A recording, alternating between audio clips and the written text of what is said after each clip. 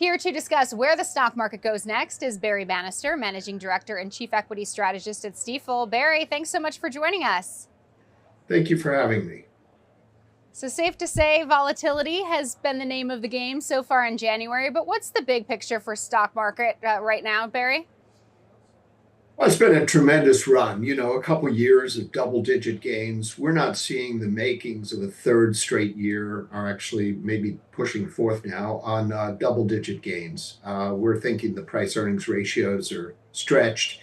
The economy, there are some weak links here, and overall, we're looking at a trading range. And that trading range is a bull case of 7,500 and a bear case of 6,500, according to your 2026 outlook. So upside potential, but I guess real downside risk, especially if we hit 7,500 first. So not a disaster year, but not an easy win. How would you describe it? It's really hard to see the upper end of that range in the very near term. Geopolitics are volatile.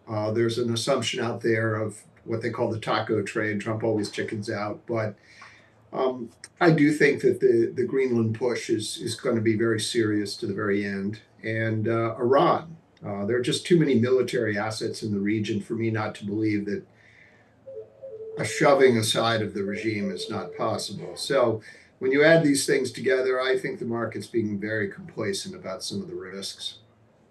So would you say 6,500 is more likely at year end, given some of these headlines, or do the headlines coming out about potential tariffs and the Greenland push and what's happening in Iran change your view at all about where the stock market goes? It's a funny thing. I mean, we talk about year end, but investors really don't have that as a horizon. They're so short term. So we're thinking in the first quarter, first half, it's very likely we see 6,500 if things start getting worse. We follow the economy very closely, and there's a number of interesting developments there that would impact growth this year. So I think it's more likely that by the mid-year, you could see the lower end of the range. As we think about, kind of bull case versus bear case, what needs to happen to make you say, okay, now the bear case is in control? Well, of course, I mentioned the geopolitics, and that is very much a live issue. And one of the downsides of being around for a long time, and I was either in graduate school or business school with graduate school, or I was in the buy side or the sell side for over 40 years. And this thing in the Middle East is very real. It could get there's a once in a lifetime generational opportunity here for some changes in Iran. And then when you look at Greenland, I mean, I fully understand what needs to happen there, but there's such a gulf between the two sides that I think that's a long way from being solved. And on the economy, more granular, the issue really is to us, it's really simple. It's the number of people working times the hours that they work times what they make in an hour. And that's how much spending power people have. We're not getting the payroll growth right now, and the hourly wages are slowing. So we think that consumption, 70% of this economy, is somewhat at risk, and consumers can pull back very quickly. The second thing is that the AI spending, while enormous last year and contributing to growth, sequentially, if you compare 26 to 25, even if they spend at the same rate, which is an awful lot of money, there's no growth. In other words, GDP is how much did you grow quarter on quarter, year on year, and what did you do for me lately? And so that's the problem, is the GDP just doesn't look solid to us. The earnings estimates could come in a little light, and the price to earnings multiple, the valuation, which a lot of individual investors ignore valuation, but they really shouldn't. It's a very dangerous game to do that. The valuation versus interest rates does not look attractive.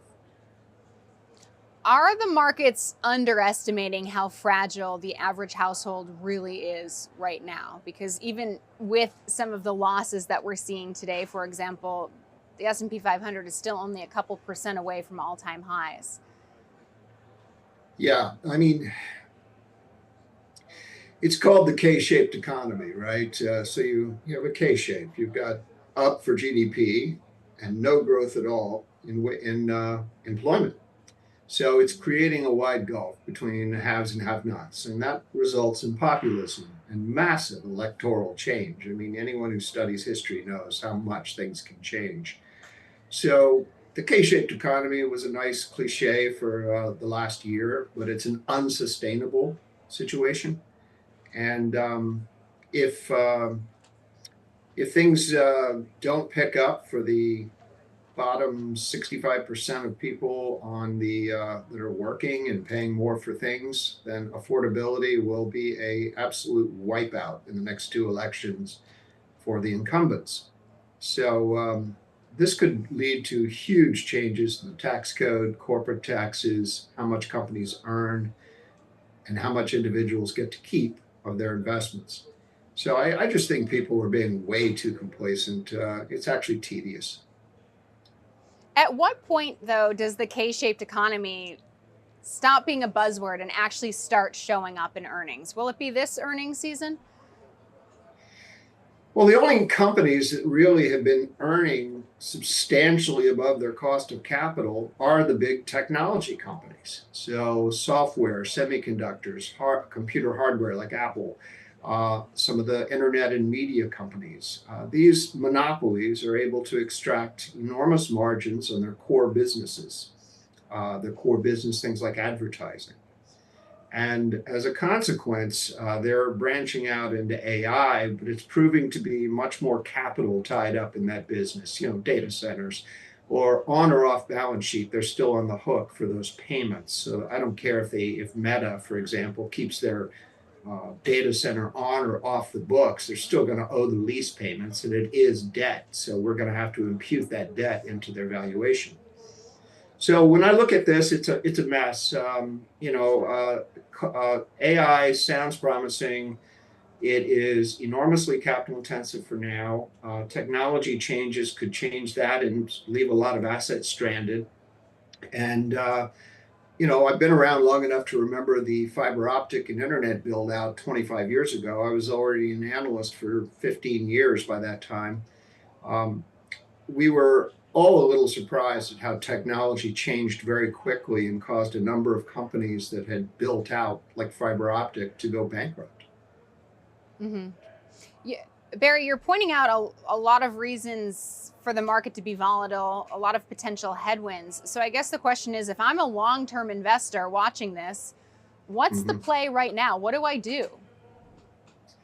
Well, we would hedge if you're, by definition, anyone that's in the investment market today is very long the technology side.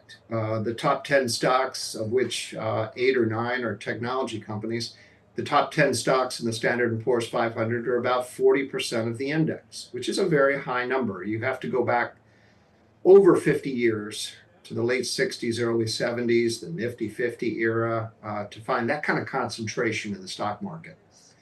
So just as they discovered in 1973, 74, 50% bear market, being concentrated and then riding them down is a very painful proposition.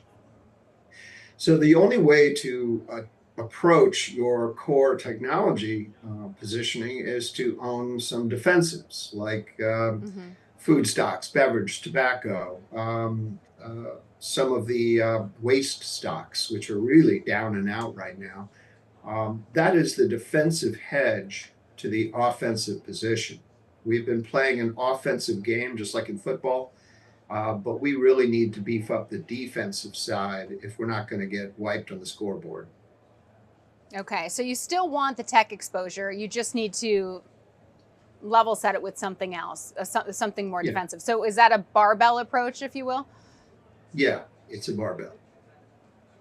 So just to wrap, what's your best advice for investors as they sit through things like headlines on tariffs and geopolitical noise, and as they worry about what happens to their money in 2026?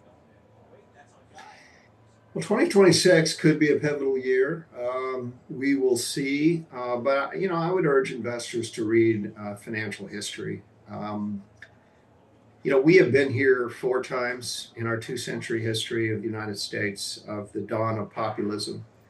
And it does not matter if it is, Trump and right-wing populism or Bernie Sanders type and left-wing populism. Populism is anywhere and always the enemy of central banks, stable money, wealth, and it's a good way to get wiped out for a generation. So when you look at it, um, major crises and all wars occurred in the aftermath of populist transitions, going back to Andrew Jackson, Theodore Roosevelt, Franklin Roosevelt, and now Trump. And I would argue Biden he attempted to be a populist, but failed in the Senate. And that was really a big deal when the Build Back Better program failed.